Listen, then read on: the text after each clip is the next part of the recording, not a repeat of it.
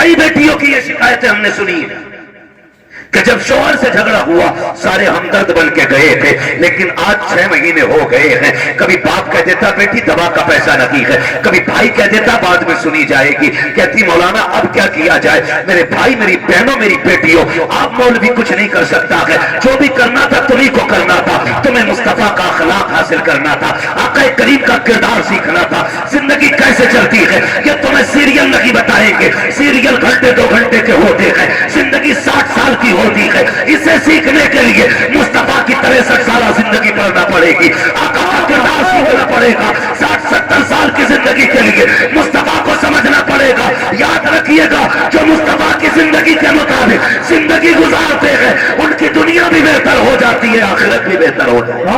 زندہ باد زندہ باد، نعرہ تکبیر، نعرہ رسالت، زندہ باد۔ کوشش کریں حضور کی زندگی سیکھیں، لیکن دل کے پھپولے جل اٹھے سینے کے داغ سے، اس گھر کو آگ لگ گئی گھر کے چراغ سے، معاف کیجئے گا۔ ہماری قوم کو جتنا شوق ناچنے اور کودنے کا ہے نا، اتنا اللہ رسول کی باتوں کا شوق نہیں ہے، اتنا شوق نہیں ہے۔ ہمارے علاقے میں اکثر 2-4 جگہیں ایسی ہیں جہاں پہ ڈھول تبنگر تماشے سب کچھ ہو رہے ہیں۔ کیوں ہو رہے ہیں؟ کیا یہ جائز ہے؟ مجھے ذرا دل پہ ہاتھ رکھ کے بتاؤ۔ مزار بنائی میرے سامنے دکھ رہا ہے مجھے، مزار ہے، یہ جو اللہ والوں کے مزار بنے یہ کیوں بنے؟ کیا یہ تماشے کرتے تھے؟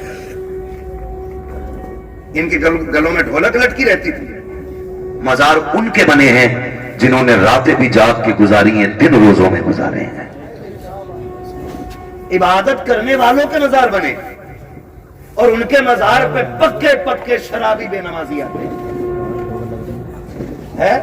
ایک کی داڑھی نہیں ہوتی اور کہہ رہا مجھے چڑھ گیا چشتی رنگ رنگ، یہ رنگ ہے چشتی؟ ایک وقت مسجد میں جانے کی توفیق نہیں، وہ کہہ رہا مجھے چڑھ گیا چشتی رنگ رنگ۔ یہ چشتی رنگ ہے، یہ شیطانی رنگ ہے تمہارا، یہ ابلیسی رنگ ہے۔ رنگ چڑھا تھا ابو بکر پہ، رنگ چڑھا تھا میرے نبی کا عمر پہ، رنگ چڑھا تھا عثمان غنی پہ، رنگ چڑھا تھا مولا علی پہ۔ ان لوگوں پہ رنگ چڑھے، یہ لوگ ہیں اللہ والے۔ آج تماشے معاف کیجیے، ہاتھ جوڑ کے کہہ رہا ہوں، کوئی لگے لگے، میں آئینہ ہوں دکھاؤں گا داغ چہرے کے، جسے خراب لگے سامنے سے ہٹ جائے۔ میں چاپلوسی کر کے ڈاکٹر صاحب نے بلایا، صاحب کے حکم تھا، قاری صاحب قبلہ کی محنت ہے، تو میں اس لیے نہیں آیا ہوں تمہاری چاپلوسی کر کے پیسہ بٹور کے نکل لوں، اتنا کڑوا بول کے جاؤں گا کہ آخری سانس تک یاد رکھو گے۔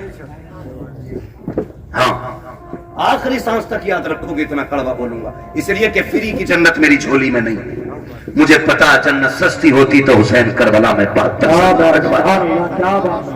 جنت اتنی سستی ہوتی تو بلال کبھی کھال انگارے اور کوئلوں سے نہ جلواتے۔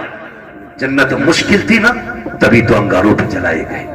صہیب رومی جیسے لوگ، حضور کے ایسے عاشق، خدا کی قسم تاریخ پڑھو آج بھی کلیجے کانپتے۔ کیا کیا ہم نے دین کے لیے؟ کیا کیا؟ ہاں ہوتا کیا، پورا سا آ گیا بابا کا چندہ دے دو۔ پہلی بات تو سنیں حلال کمائی اتنی عزت والی ہوتی، فرمایا گیا حلال کمائی کا 1 روپیہ بھی اگر قبر میں گر جائے اور تختے لگا دیے گئے ہوں، فرمایا گیا تختہ ہٹا کے روپیہ نکالا جائے۔ 1 روپے کی اتنی ویلیو ہے، جبکہ سگا بھائی منہ نہ دیکھ پایا ہو، بیٹے نے باپ کو نہ دیکھا ہو، باپ نے بیٹے کو نہ دیکھا ہو، تختے ہٹا کے منہ دکھانے کی اجازت نہیں ہے، لیکن روپیہ نکالنے کا حکم ہے۔ تیرے روپے کی اتنی اہمیت ہے اسلام کی نظر میں، ہماری نظر میں کتنی اہمیت ہے؟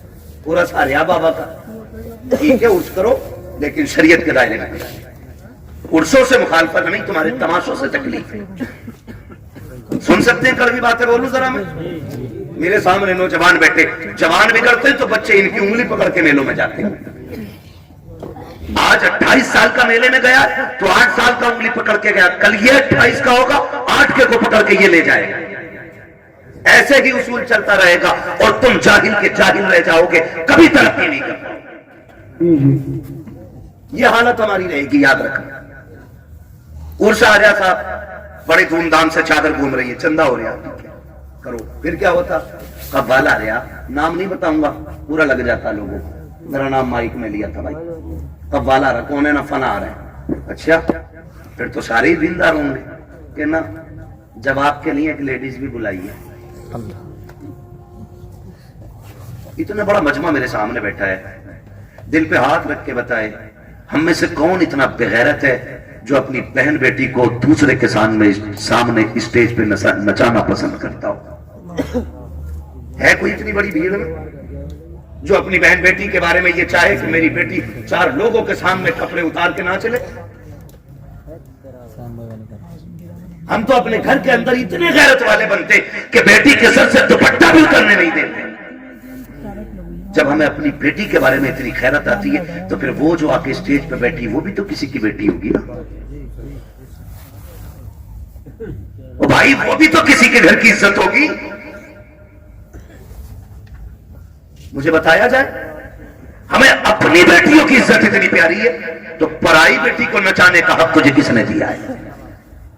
और वो भी कौम के गैरत वाले पैसे से, जिसे किसी ने बट्टे पे कमाया, किसी ने फैक्ट्री में कमाया, किसी ने पसीना बहा के कमाया, किसी ने गेहूं कटाई में कमाया, किसी ने धान कटाई में कमाया, किसी ने रात में मेहनत करके कमाया, उसे तुम लोगों के अय्याशियों पे खर्च कर देते हो। थोड़ी सी देर की जहनी अय्याशी के लिए का इधर से मुकाबला होगा, इधर से मुकाबला करने वाली होगी, इधर से शेर होगा, उधर से जवाब आएगा।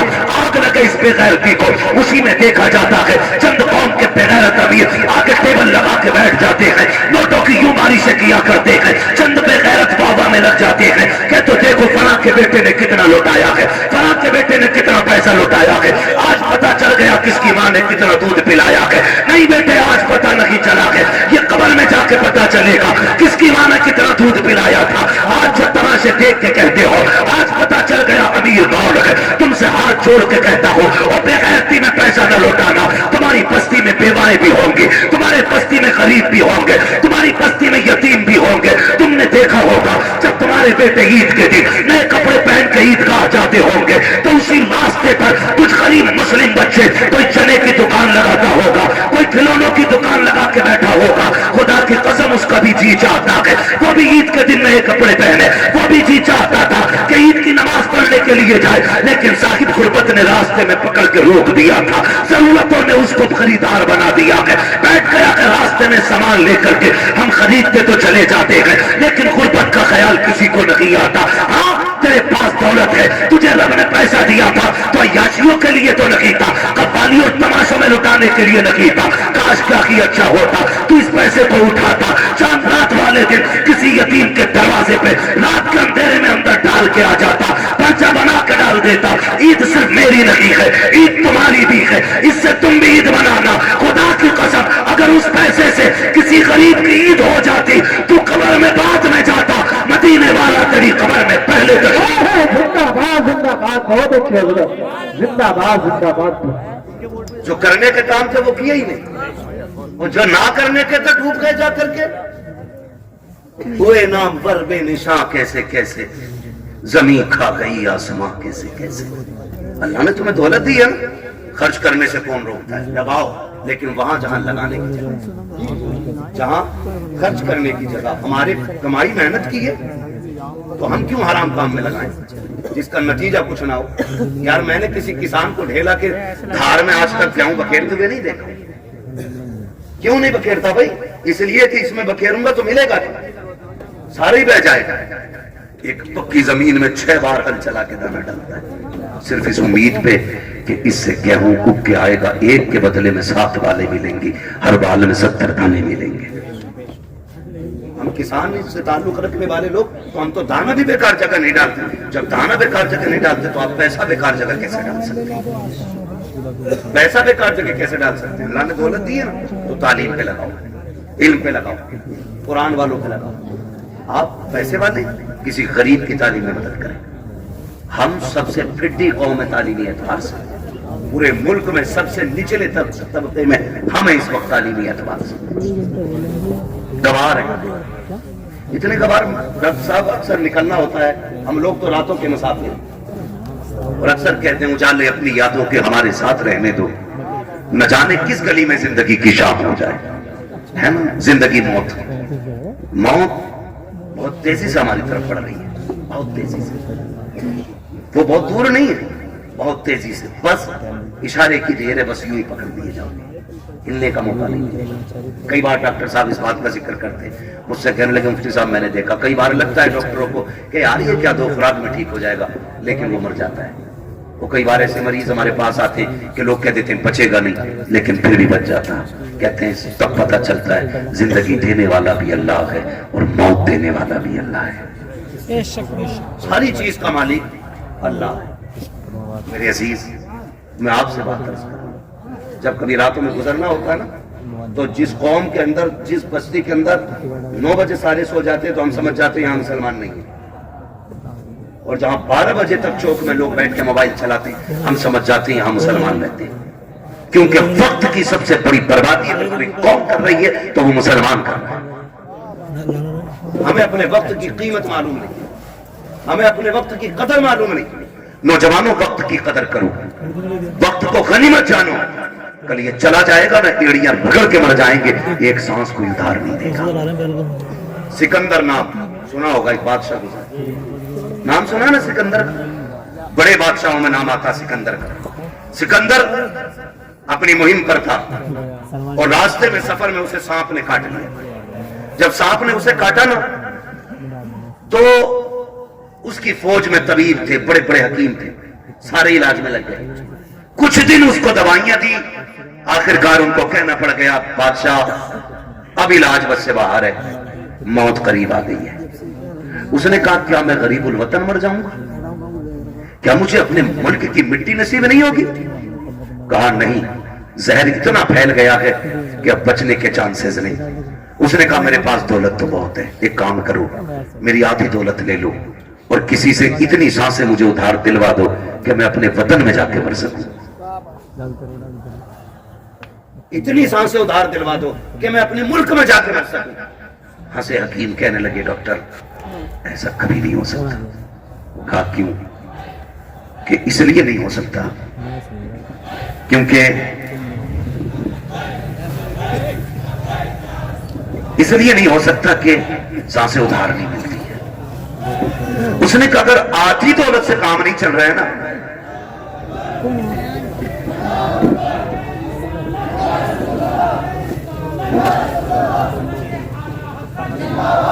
اگر آدھی سانسوں سے, اس نے کہا اگر آدھی دولت سے کام نہیں چل رہا ہے نا تو کہا پھر ایسا کرو میری پوری دولت اٹھا دو. توجہ ہے سارے لوگوں کی, توجہ کریں ذرا میری طرف. اس نے کہا اگر آدھی دولت سے سانسیں نہیں مل رہی نا تو اس نے کہا میری ساری دولت لے لو, میری ساری دولت لے لو, لیکن اتنی سانسیں مجھے دلوا دو کہ میں اپنے وطن میں جا کے مر سکوں. بھائی شانتی سے آ کے بیٹھ جاؤ. اس نے کہا اتنی سانسیں مجھے دلوا دو کہ میں اپنے وطن میں جا کے مر سکوں. تو اس نے کہا بادشاہ پوری دولت لے کر بھی تجھے ایک سانس کوئی ادھار نہیں دے سکتا.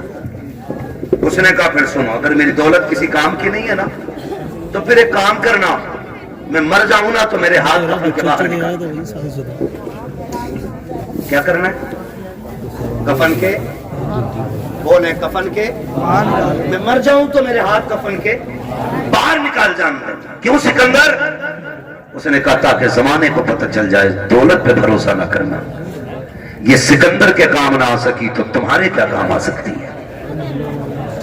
اور یہ بھی نکال کے بتا دینا کہ میں وہ بے وقوف بندہ ہوں جس نے سب کچھ دولت کو سمجھا تھا, لیکن جب آیا تھا تب بھی ہاتھ خالی تھے اور جا رہا ہوں تب بھی ہاتھ خالی ہے. میرے عزیز, موت جب آئے گی نا ایک لمحے کا موقع نہیں دے گی, ایک منٹ کا موقع نہیں دے گی, آپ سیدھا نہیں ہونے دے گی. تم نے دیکھا ہوگا شداد نے جنت بنوائی, سنا ہے کہ نہیں؟ شداد نے جنت بنوائی. خواب کتنے بڑے تھے کہ پوری زندگی ہے اس کی زندگی جنت میں گزاروں گا, لیکن جب مرا نا تو زمین و آسمان کے بیچ میں لٹکا ہوا تھا. اور یہ بھی آتا ہے کہ ایک پیر جنت کے باہر تھا اور ایک پیر اندر تھا. اللہ نے کہا کھینچ لو روح, اسے اس کی اوقات پتہ چل جانی چاہیے, اسے اس کی حیثیت پتہ چل جانی چاہیے. نمرود کتنی بڑی طاقت کا مالک تھا, اتنا بڑا طاقتور کہ خدائی کا دعویٰ کر بیٹھا، اللہ نے ایک مچھر سے مروا دیا تاکہ دنیا کو پتہ چل جائے سب سے بڑا خدا اللہ ہے، سب سے پاورفل صرف خدا کی ذات ہے، اور اس کے اصول سے بغاوت کرو گے تو کوئی بچانے والا نہیں ہوگا، کوئی بچانے والا نہیں ہوگا۔ معاف کیجئے گا، میتیں ہوتی ہیں کہ نہیں ہوتی؟ ہوتی ہیں میتیں، دفن میں جاتے ہیں سارے لوگ، جایا کرو پڑھی نہیں کی، پتہ چل جائے انتقال ہوا ہے کسی کو، کہیں بھی پہنچ سکتے ہو، ایمان کے ساتھ بندہ گیا تو ضرور جایا کرو، اگر وہ نیک ہوگا تو اللہ اس کے صدقے میں تمہیں بخش دے گا، اور اگر تم نیک ہوگے تو اللہ تمہارے صدقے میں اسے بخش دے گا۔ یہ کیا کرو۔ اور اب تو معاف کرنا، جنازے بھی نہ جناب، جنازے بھی اب تو بدلے کا بدلہ ہے، جنازے بھی بدلے کا بدلہ ہے۔ ہمارے ابا کے میں آؤ گے تو تمہارے ابا کے میں آئیں گے، تم نہیں آؤ گے تو ہم نہیں آئیں گے، یہ بات کلیئر۔ تم آؤ گے تو ہم آئیں گے، اور تم نہیں آؤ گے تو ہم نہیں آئیں گے۔ بتا ثواب کسے ملا؟ کسی کو ہی نہیں، ڈنگوارا کر گئے۔ ہاں بھائی، ایک تھپڑ تو نے مار لیا، ہم نے مار لیا، بات ہے برابر ہو گئی نا۔ تو اب جنازے بھی خود غرضی میں ہم لوگ